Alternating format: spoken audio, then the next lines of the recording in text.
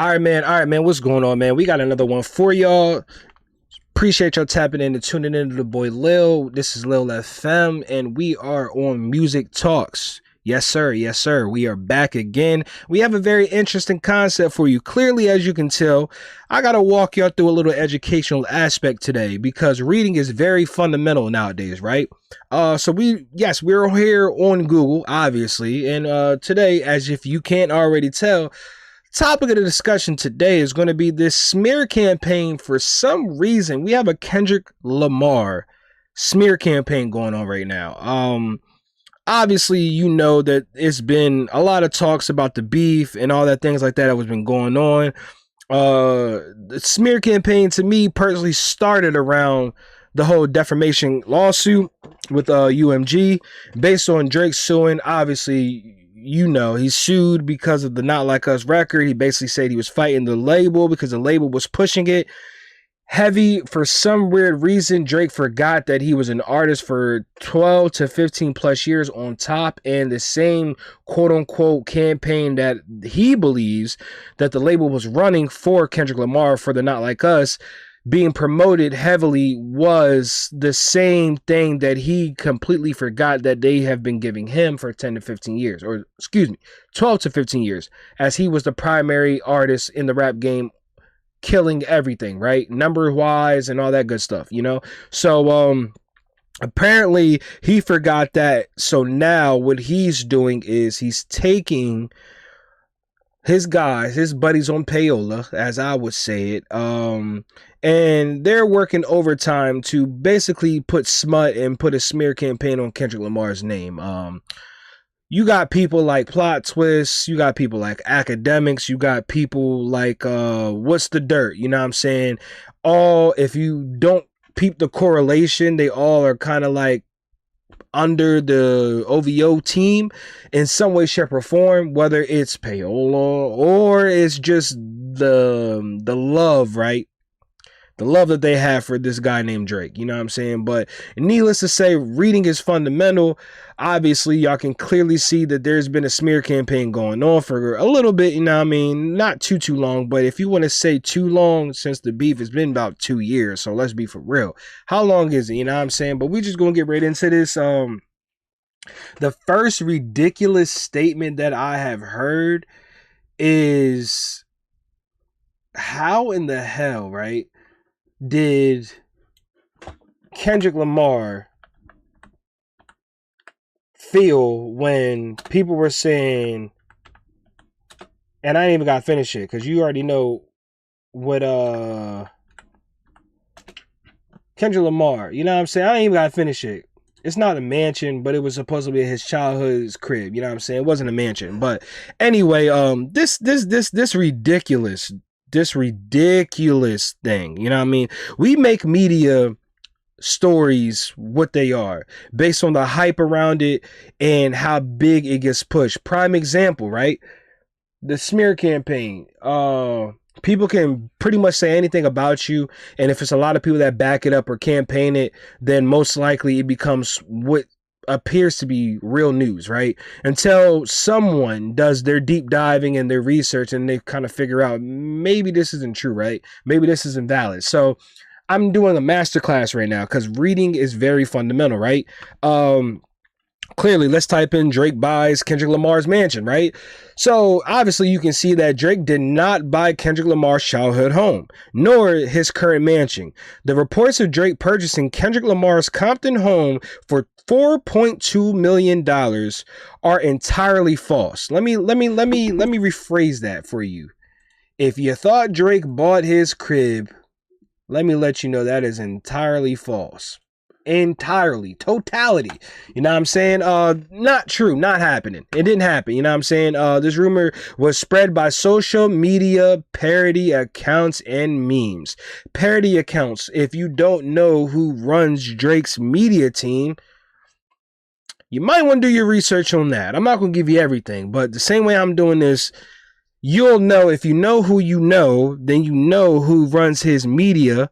And if you know who runs his media, then you will understand the job that they had before. And the job that they had before was in media, where all they did was do smear campaigns. Why? Because they were plugged into heavy media sources like Media Takeout at the time and all that good stuff like that. But obviously, if you knew, you knew that Media Takeout was one of those media sites or media engines that pretty much were getting debunked a lot because of the simple fact how they put out fake news. They had the power to put it out, but that doesn't mean just because they put it out at a wide span and they have a lot of other people kind of clipping it and reposting the same story online, that was it a reputable source, and on top of that, was even they what they were saying, was it even valid? Like, was it true? So obviously, you know what I'm saying, getting right into the Kendrick getting his childhood crib bought by Drake. I don't know who came up with that narrative, but that was just terrible, bro. Like,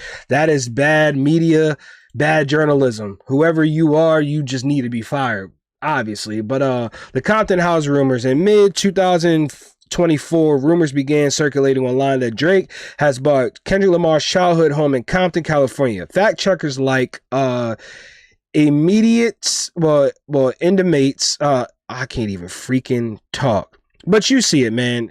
They debunked it. You know what I'm saying? Public property records do not support this alleged sale, and the home is not on the market. So clearly you can kind of see how that is. People, they try their best to do the most thing, and people did the most to try to make this seem like a believable story. Clearly, you can see Google Map praying. Somebody literally got on there to basically say that Drake's massive Beverly Hills mansion was pinned as owned by Kendrick. Obviously, during the time of the beef, Kendrick took an actual picture of Drake's crib and put the ex-offenders pings pretty much on the crib, basically saying there's a lot of these guys that live here, you might want to check that out. You know what I'm saying? So they kind of did the same thing similar to when that beef was going on. They basically pinned it as Kendrick owned his crib at the time, but that had it got debunked, man. I don't know, like I said, who came up with this, but that's not good. That's not good media at all. And I did shout out to shout out to Slur King, because he was one of the first people that I seen that kind of covered this story, and immediately I already knew that it wasn't facts at all, man. It definitely was not factual at all, because you could kind of see like where it was coming from. The source that he was grabbing it from wasn't even a reliable source. So just looking at it for what it was, I was highly There's a disappointed. report saying that Drake bought Kendrick Lamar's childhood home. It don't matter. It don't matter. It don't matter at all, bro. It don't matter. It never mattered. You can buy that man house. You can buy his dirty drawers. It don't matter.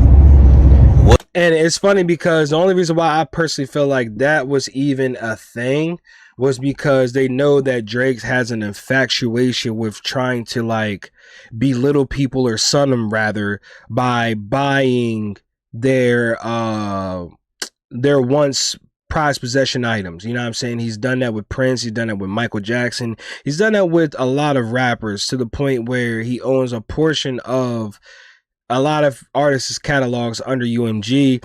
So he kind of dangles these things over people's heads as if like he's doing something to make you feel uncomfortable or hurt your feelings. Um, Recently, I just caught wind that what was it? Molly Santana is Pusha T's ex assistant's like relative or something like that. So like, by him co-signing Molly Santana, people were trying to say it was supposed to hurt like Pusha T's feelings, and I'm like, how does that even affect Pusha T at all? But like, he does stuff like that that kind of make you raise the eyebrows. Like, you will go out your way to try to make someone feel like you're doing a mafia move or a boss move, to either make them feel uncomfortable or basically kind of like make them pay up type of move. And it's just trash to me, because at the end of the day, it's like, bro, you could have done a lot more things to really kind of affect somebody, hurt somebody's feelings, but clearly you doing that was just completely terrible. um The next thing too is this whole smear campaign that, you know what I mean, act, plot twist, and what's the dirt has been kind of pushing a little bit is that 10K or nothing royalties. You feel me? And like that's the thing that I personally didn't like, because this whole 10K royalties thing, they try to make it seem like it was a big deal, it was a big issue or something like that, because of the simple fact that um Drake, he offers way more money to his featured artists to basically kind of go out there and do stuff. But the problem that I had with this was simply the fact that how can you literally, right? How can you literally sit here and call out somebody that's putting money in a C or D list artist pockets that wasn't getting 10K at all for any shows, features, or whatever? How are you calling this weird or being a culture vulture? Even Dijon Paul kind of said he was being a culture vulture, and it was weird about him offering people 10K or royalties. And what people don't understand is I'm not going to give you a helping hand just for you to not do anything with it. The whole goal here is to walk you into my lifestyle, walk you into my room. Same thing like how Snoop did, the same thing how Master P did with a lot of artists. I'm here to walk you in a room and show you this thing called business, right? If I give you everything that you're looking for, how will you know how to keep it? You get what I'm saying? And a lot of people fail to realize that you can literally sit here and get an opportunity, the golden opportunity rather, right? To just jump in there and go, all right, bet we're going to make some money off of this. We're going to blow up and then we're going to be good. But a lot of people, was not ready for the moment, meaning that they did not have music or the willpower to go back in the booth and record after that collaboration with Kendrick Lamar and GNX, or by them taking the 10K. That says a lot about you as an artist. That means either you're down on bread, you're looking for a quick flip, so you can kind of either get back in the streets with it, you can put it towards your music career, invest it, whatever. Anyway, you're using that as an investment or to just blow off the Lucci, right? Or if you believe in your craft and you know what you can do on the mic and you know your presence, you can do shit like what AZ Chike did, and that's take the royalties, right? To then better yourself and put you in a position to use that as lateral. Not lateral, as leverage rather. So that way you can get into moments where 3 months later, AZ Chike gets signed to Warner Brothers to get 2 M's way past 10K, right? Now we're talking about $10,000 to $2 million. If you took the royalties and you really followed suit and did what you're supposed to, and Kendrick seen that you were really hungry for this moment, you would have been in situations like Chike that literally will sit here and go, I'm gonna take the royalties. That's a couple pennies a day compared to taking the 10K up front, but then realizing that you have so much to offer and you've been really working your behind off and you feel like you're here and you're meant for this moment, to 3 months later, you getting a whole record deal for $2 million. And now you about to come up with your first studio album, and bruh, like first label album, it's going to do numbers. In my opinion, it's definitely going to do numbers, because now Chike is on a momentum run and he's not stopped running, bro. Like literally, I told people this all the time. AZ Chike is probably the only artist that I know that has not stopped running throughout this entire process. Like he's showing y'all that if you believe in 10K flips, cool, whatever. I believe in royalties because I know my worth and I know what I bring to the table on the mic, and you could be looking like AZ Chike, respectfully. So I never understood that, but this 10K royalties thing, it was just a weird conversation. I kind of just wanted, and I just tapped base on it a little bit, but I'm gonna let y'all kind of see my thought process on this. Coming artist. That also, if you ain't been peeping, like I said, tap in Big Zo TV. He definitely touched base on this, but like I said, I'm gonna just give y'all a little bit of twist on what I had going on. An album with international reach. And also, this is assuming any of this is even verified, because this could all be bullshit. But let's start there, because a lot of people are running with this like they were sitting at the table when the contracts were being discussed. But even if this is true, offering someone 10K as an up and coming artist is big time, bruh. And no, And that's what a lot of people just seem to not understand or realize. When you're getting offered 10K and you're a nobody, it matters. Like, you aren't getting 10K for a feature probably at that moment. So the fact that you're getting 10K for a feature is like already saying, all right, that's valid. But to have the opportunity for royalties, you got to understand the business a little bit deeper. That tells me, as an artist, how do you look at your music? How do you look at your artistry? And what do you scale yourself? Are you?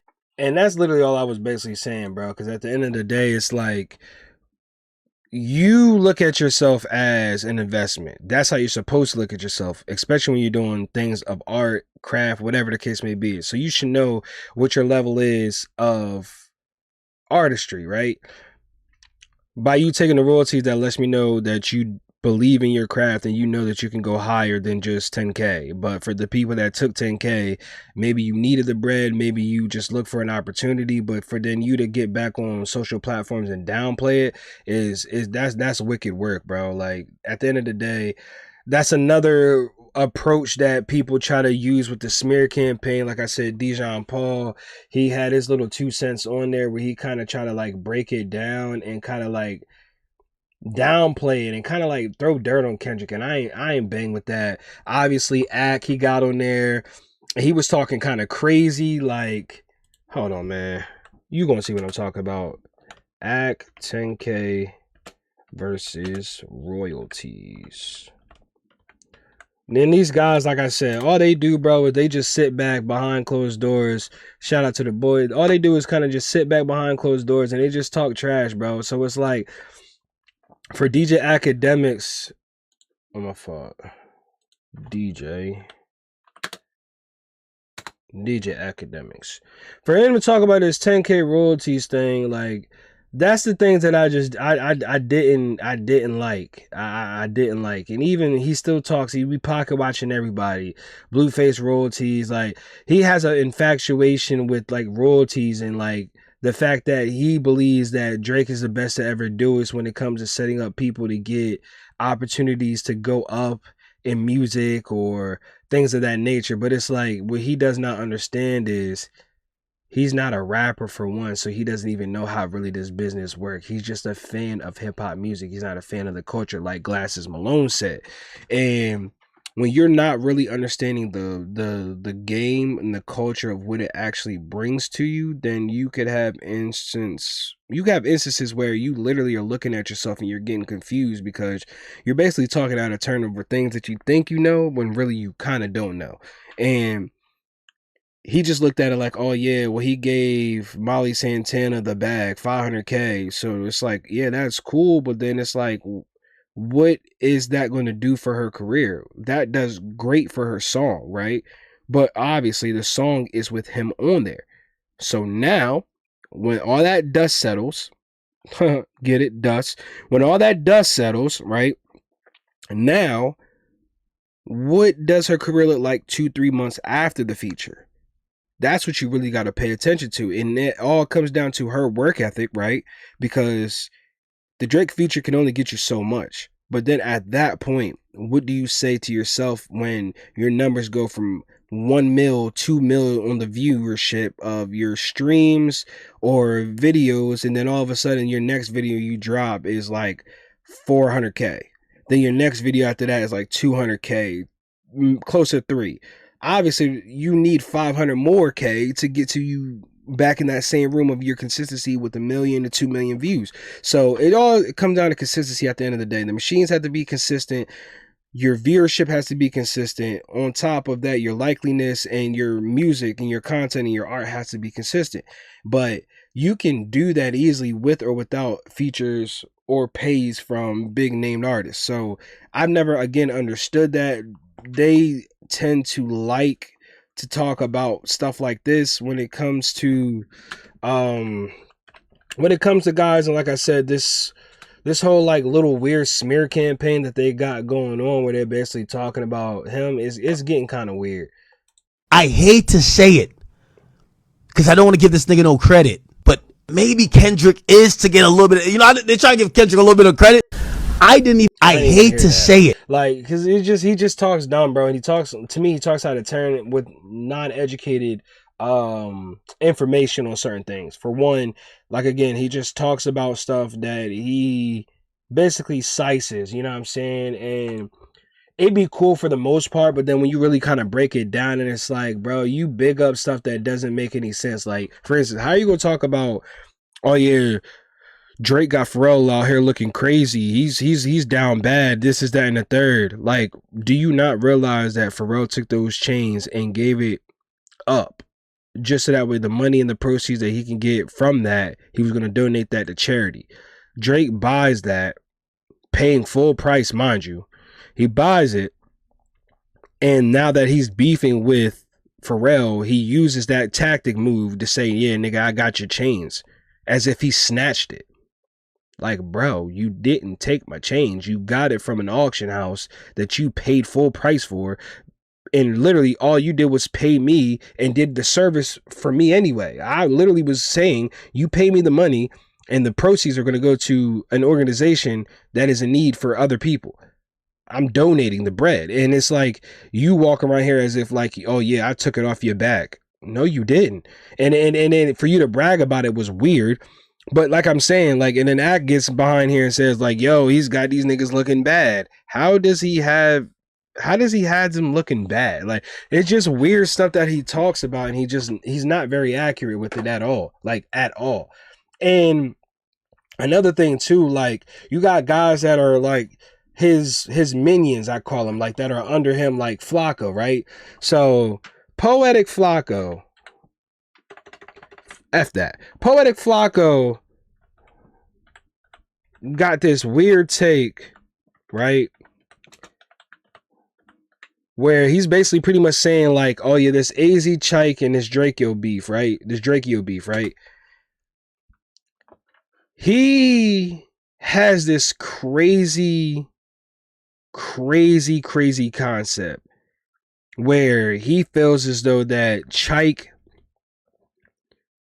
long story short, Chike and Draco, they've been beefing for quite some time, right?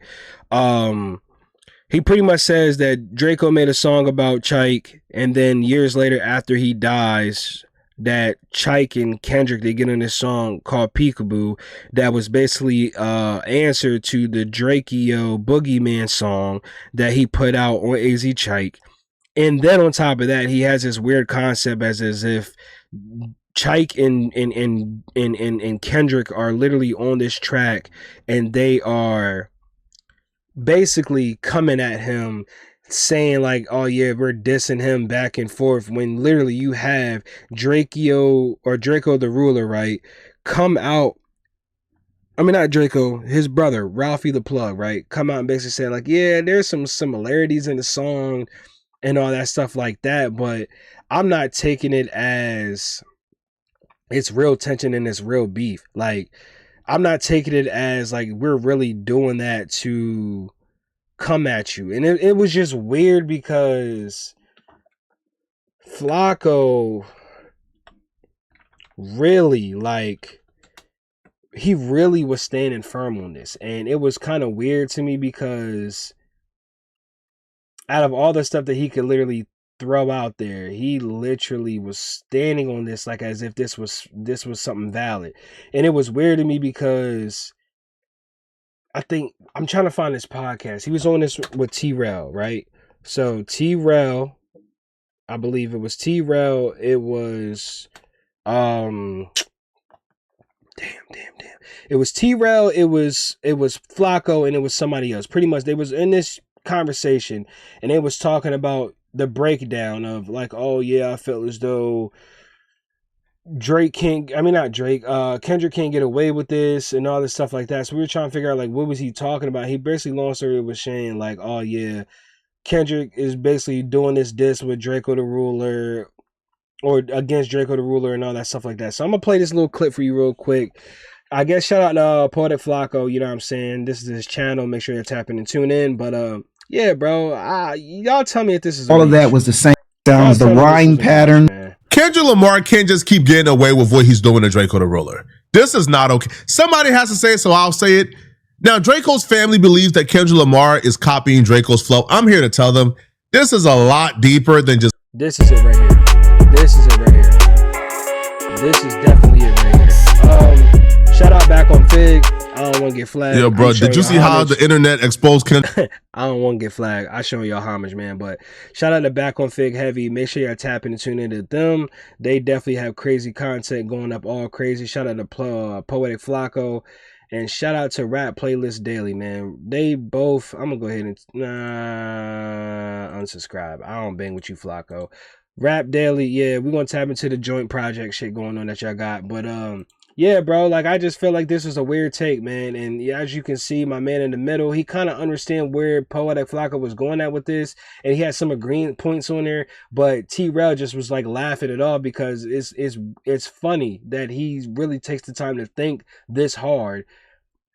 And he still misses. But Lamar's secret agenda against Draco the Ruler? Oh my God. Please let me know because here's another Kendrick Lamar hater coming through. Come in. Put that on Dot, bro. Okay, well, here are the facts, and y'all tell me if you guys believe this is all just fan conspiracy, okay? Okay. So before you get into it, welcome back to Rap Playlist Daily, y'all. We've been gone for a minute. Yeah, man. Like, subscribe. Peekaboo, when he says peekaboo. So that right there is a line and a cadence from the Draco the Roller AZ Chike disc called Boogeyman, right? And that song is where Draco is chanting peekaboo as a diss towards AZ Chike. Like he's telling AZ Chike, yo, I caught you outside the club, peekaboo, right? Like you was running from me, etc., right? So he's dissing AZ Chike in Boogeyman. So Kendrick Lamar takes that line, peekaboo, creates an entire song about it, and puts AZ Chike on the record. But here's where it gets deeper though, right? Yeah, but here's where it gets deeper. In the song Boogeyman, where Draco is dissing AZ Chike, he's telling AZ Chike, all that Instagram talk is gonna get you hurt. Kendrick Lamar says, like, one of the first lines of Peekaboo is, why you talking tough on Instagram and you know my little ninja off his rockers, right?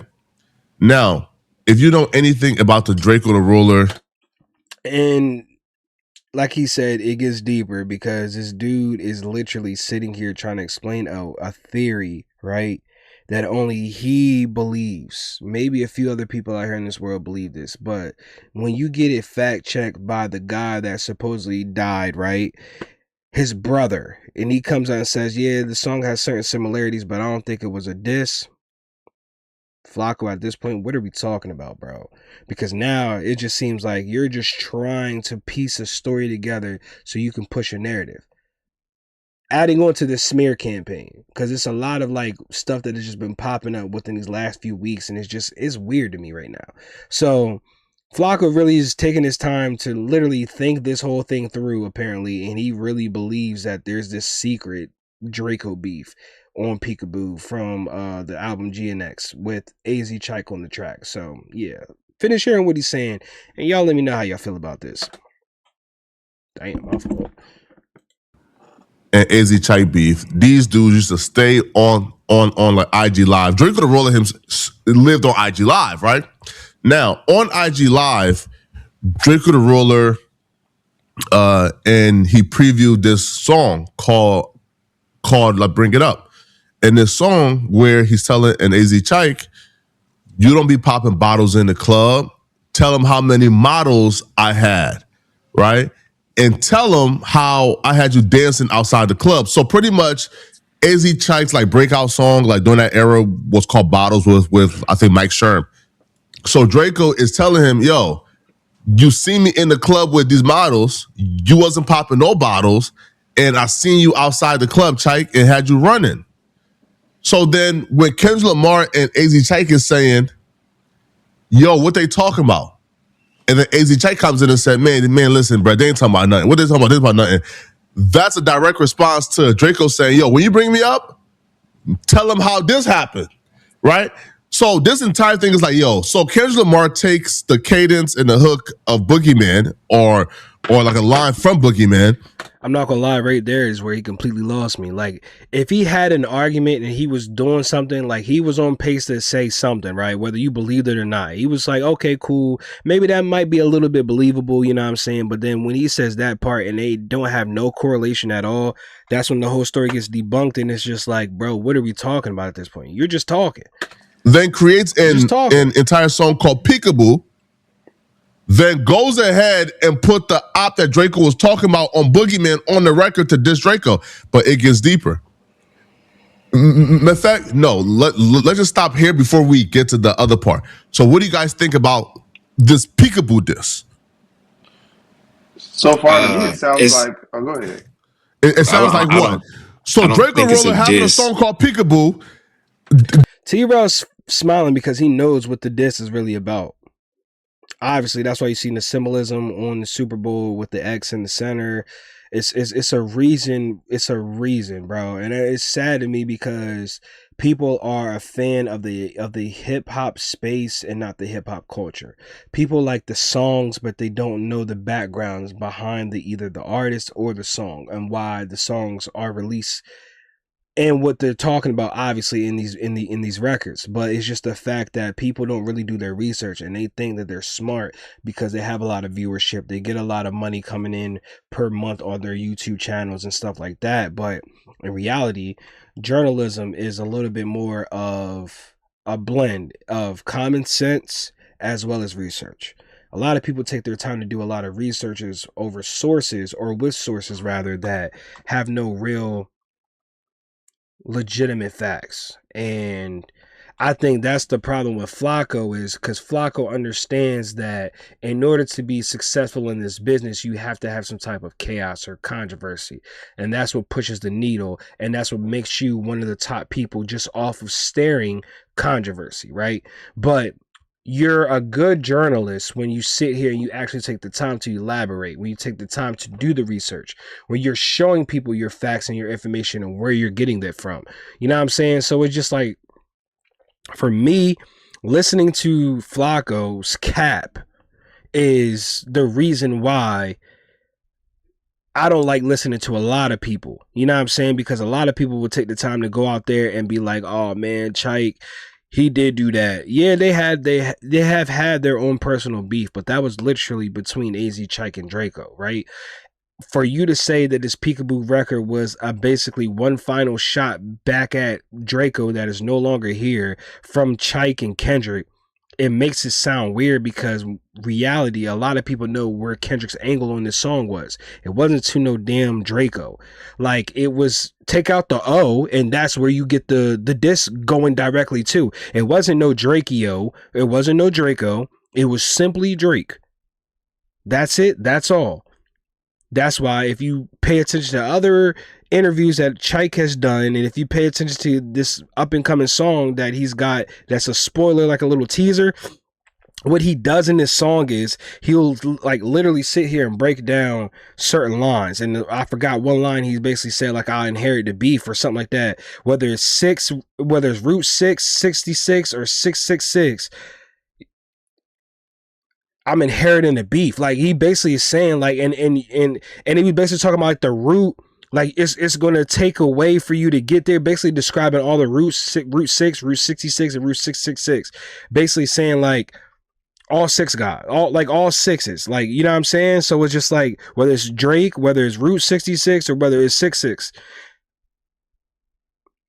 it's going to take away for you to navigate through this BS. But just know, at the end of the day, I'm inheriting the beef. Like, it is what it is. He's loyal to Kendrick off of the love that he's shown in his genuine friendship. You know what I'm saying? So for you to not do your research and your homework on that is just crazy to me, Flacco. Like, crazy work.